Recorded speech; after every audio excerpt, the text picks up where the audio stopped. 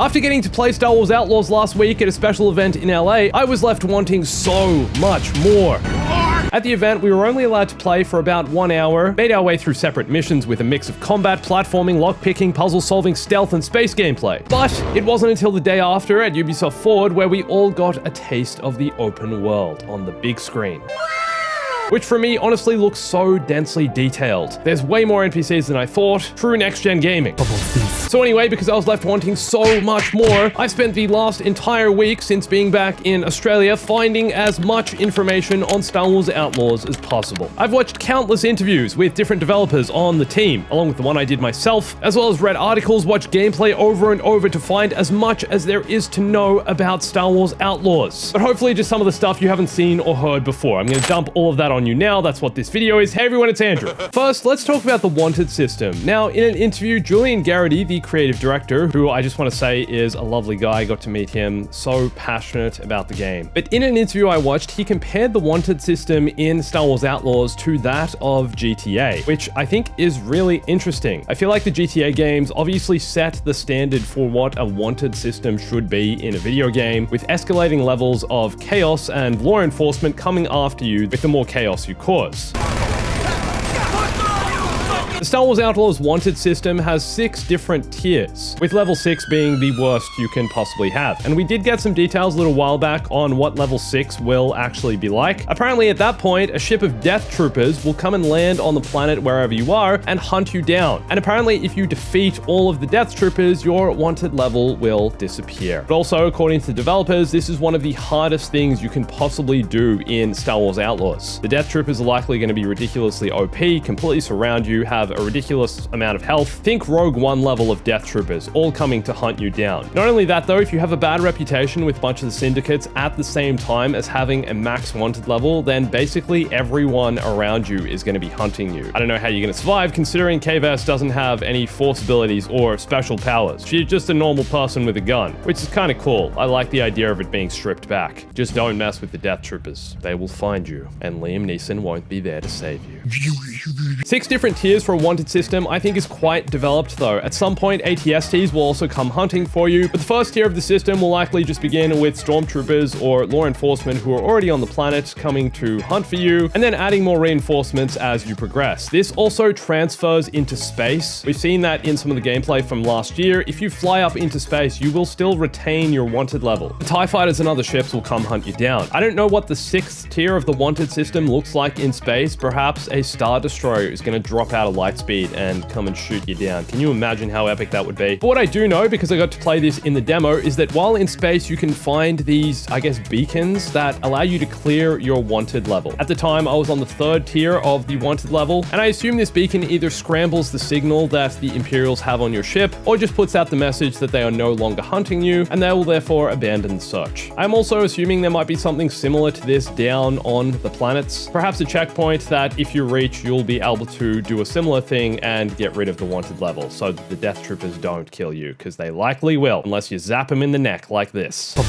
Customization is one of the most requested features for Star Wars Outlaws. I see so many comments of people asking about customization, whether you're going to be able to customize K-Vess, but also people complaining that you can't customize your character and choose who you're playing as, even though this game has RPG elements. I just want to say for the record, that was never the intention with this game. Similar, I guess, to Jedi Survivor. They were never going to be like, build your own character. The idea of this game is a third-person action adventure game, and yes, it is open world, and yes, it does have some role-playing elements, but similarly in an Assassin's Creed game, you can't just make your own character. Yes, it would be cool to see a Star Wars game where you can do this. This is not that game, so stop asking for it. It doesn't make sense. That was never the developers' intentions with what they were making here. You will, however, be able to customize K-Vess's appearance. They're being really tight-lipped when it comes to hair customization, because people have asked the developers this, watched a few interviews, read articles. Is there hair customization? They're not saying anything about that just yet and are basically avoiding that question. But as far as I know, customization is kind of basic when it comes to cosmetics, being divided into upper and bottom customization. So you can either change her jacket or change her pants and shoes, which I guess in a lot of ways is similar to Jedi Fallen Order or Jedi Survivor's customization level. That said, there is a lot more customization when it comes to both your blaster, your speeder, and the Trailblazer ship. The blaster is, of course, K-Vess's main weapon and the weapon you're going to be using throughout most of the game. Yes, you can pick up weapons that are left around the worlds and through missions, and kind of just limited use where you'll use up all of its bullets or its blast, and then K-Vess just drops the weapon. However, her blaster has many different abilities and upgrades, which you'll be able to equip and swap out for one another. For example, there's regular blasts, there's stun blasts, there's ion blasts for taking down droids and shields, there's explosive blasts, there's burst fire action. I think there's more automatic options as well, and a lot of these you'll unlock as you progress throughout the game. You can't have them all equipped at any one time. I think you can have 3 at a time, I believe, and you'll swap between these mid-combat depending on the combat situation. K-Vess's speeder bike also has a lot of customization options. I'm not too sure about the cosmetic side of this. I believe there will be some cosmetic customization for the speeder bike, but when it comes to performance and gameplay, there's quite a bit here. You can increase speed, boost, jump, dash, and I believe even maybe upgrade K-Vess's blaster abilities while on the bike. Same goes for the Trailblazer. I think there are some cosmetic options here and potentially some other enhancements for space combat. When I was playing, we had equipped a regular blaster, rockets, and then kind of an auto turret that was on a cooldown. I said in my last Outlaws video as well that for me, the space combat here feels a lot like Battlefront 2's Starfighter Assault, which is kind of a bit arcadey, but not as hardcore as Star Wars Squadrons. Definitely fun though.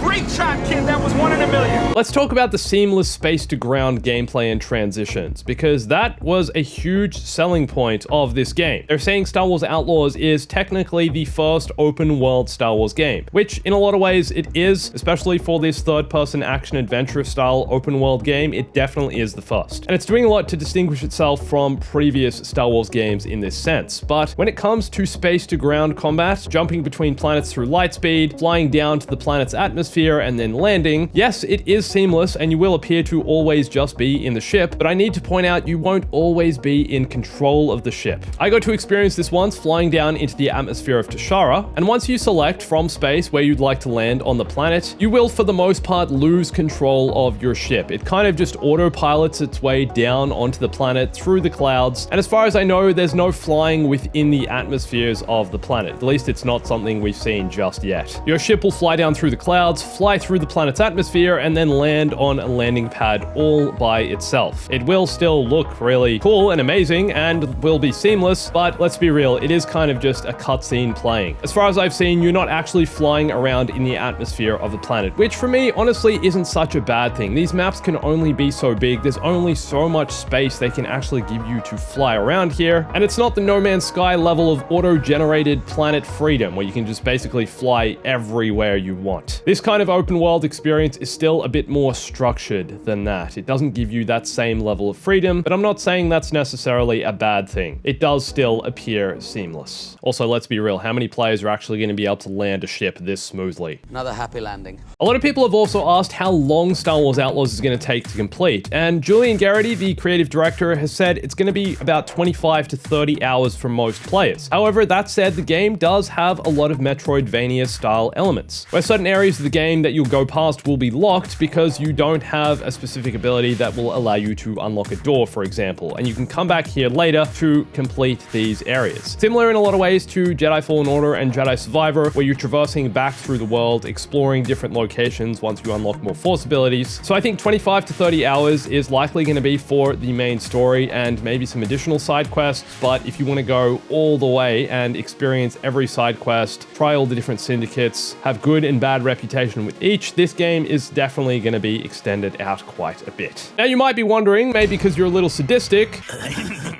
can you hurt Nix, and will Nix die at some point in the game? Well, apparently, according to the creative director, in our contract, we cannot hurt Nix. Good. No cheap emotional points by hurting Thank you. the little creature. Thank you. We're not doing that. Precious cargo. Nix will be there at the end of the adventure. Beautiful. did you know that a lot of Nix's animation was actually done with a motion capture puppet? So similar to Grogu, Nix was actually there, acting in some of these scenes alongside the human actors. And yes, possibly the cutest video game companion ever, although it's tough competition with BD1, if I'm being honest.